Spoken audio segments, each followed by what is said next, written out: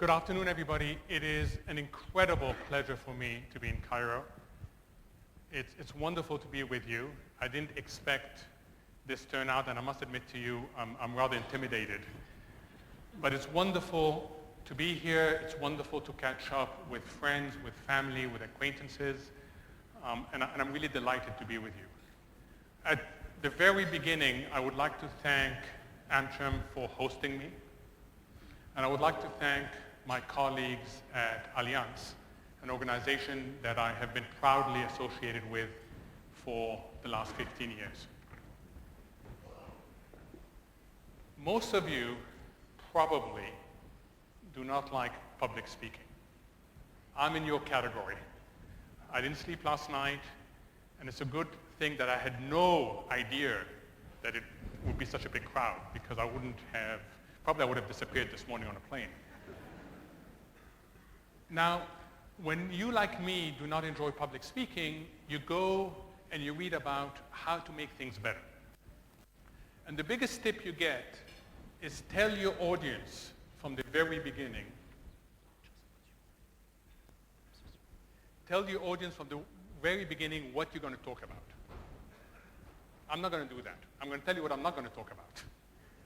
I am not here to make a presentation on Egypt. And I'm not here to make a presentation on Egypt for two reasons.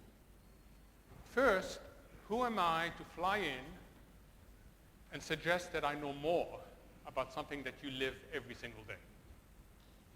Secondly, Egypt doesn't operate in isolation. Egypt operates in a global neighborhood. And just like when you have a house in a neighborhood, you better understand what this neighborhood looks like. Because no matter how good your house is, the neighborhood matters. So I'm going to talk about the neighborhood and draw some implications for Egypt.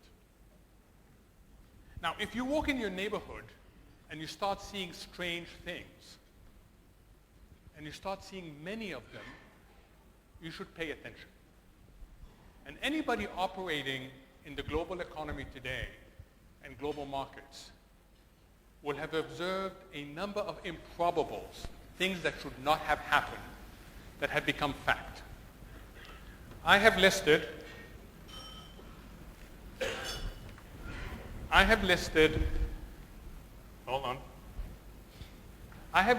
just a number of things that have happened over the last few weeks.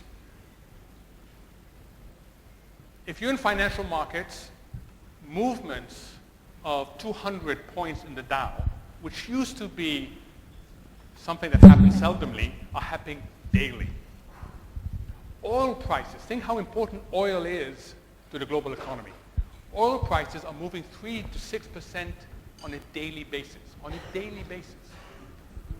Japan did something that at one point was totally unlikely. It took interest rates to negative level. Think about this concept. You are lending your money to somebody, and you pay them for taking your money. 30% of global government debt is now at negative interest rates. I don't know of a single economic textbook that talks about negative interest rates, and yet that's what's happening in the neighborhood. Talk to your oil traders and ask them, why is your market so volatile? They'll blame the equity traders. Ask the equity traders, they'll blame the oil traders. None of them know what's really happening. And then we have one of the best managed economies in the world, China.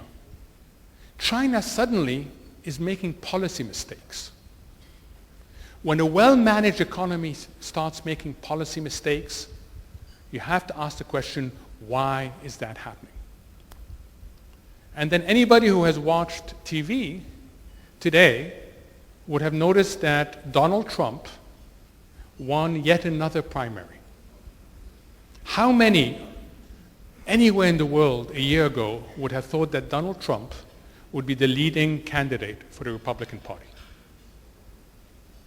And of course, it's not just America. In Europe, the anti-establishment parties are doing extremely well.